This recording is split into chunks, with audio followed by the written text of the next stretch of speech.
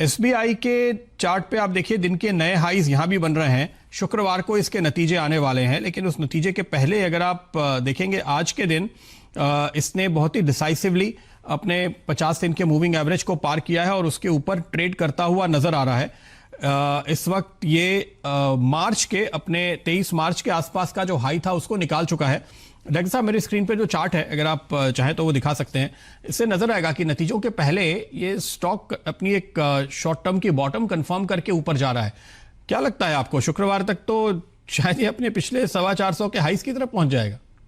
बिल्कुल सही कहा प्रदीप आपने। जिस तरह से डेवलपमेंट जो हुए देखिए, इसीलिए हमको लगा था जबकि ये स्टॉक्स अब एक हाई टॉप हाई बॉटम की फॉर्मेशन में इंट्राडे चार्ट में चला गया था, जिस हिसाब से 355 के ऊपर का एक ब्रेकआउट जो उसने कंफर्म कर दिया था, तो यहाँ पे लग रहा था कि आने वाले दिनों में स्टॉक आउट परफॉर्म करेगा मार्केट के अंदर। और अब आप डेली चार्ट में देखें तो 70 के ऊपर का एक स्ट्रॉन्ग ब्रेकआउट आप स्टॉक के अंदर दिया हुआ है। तो जब तक मैं समझता हूँ 69 68 इस तरह के लेवल के नीचे जब तक ये stock with bearish red candle close नहीं होता है, आपका नजरिया स्टॉक के अंदर बुलिश ही रहना चाहिए। और ये डेवलपमेंट बता रहे कि काफी कुछ अच्छा पॉजिटिव स्टॉक के लिए आ सकता है, काफी अच्छी खबर इस स्टॉक के लिए आ सकती है। तो अगर 385 के ऊपर ये स्टॉक क्लोज हो गया तो मुझे लगता है कि पहला पड़ाव 415 का होगा, के बाद में 430 तक के भी लेवल ये स्टॉक आपको आने वाले दिनों में दिखा सकता है। और आईसीआईसीआई बैंक की मैं बात कहूं तो प्रदीप, जिस हिसाब से इसने आज एक हाई बनाया है तो उसने कंफर्म किया है कि 10 दिन के हाई के ऊपर अब ये ट्रेड करना शुरू हुआ है। तो जब भी इस तरह की कोई भी डेवलपमेंट होती है वो स्टॉक में काफी कुछ एक रुचि पैदा करती है, एक पॉजिटिव डेवलपमेंट पैदा करती है। ज्यादा से ज्यादा बायर उस स्टॉक के अंदर आते हैं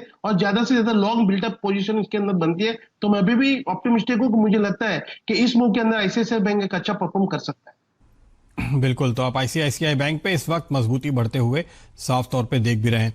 नजर डालते हैं कुछ और स्टॉक्स पे जहां पे इस वक्त आपको तेजी बढ़ती हुई दिखाई दे रही है। सरकारी बैंकों की हम बात कर रहे थे, हमने बात की एसबीआई की, और अल्पेश जी एक नजर डालिए आप कैनरा बैंक पे भी, क्योंकि इस स्टॉक में भी वैसा ही मूव आता हुआ।